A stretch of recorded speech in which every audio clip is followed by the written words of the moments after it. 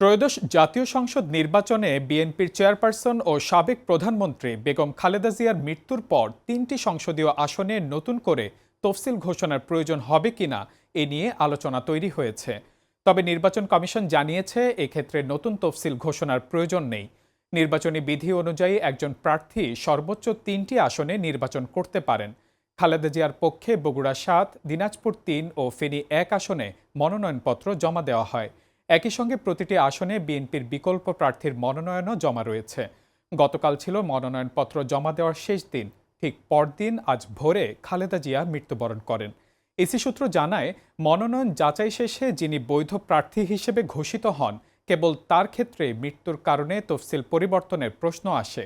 নির্বাচন কমিশনার আব্দুর রহমান এল মাসুদ বলেন, খালেদা জিয়া বৈধ প্রার্থী ঘোষিত হওয়ার আগেই মারা গিয়েছেন, তাই তার মনোনয়ন স্থগিত থাকবে। ফলে এসব আসনে নতুন তফসিল ঘোষণার প্রয়োজন নেই।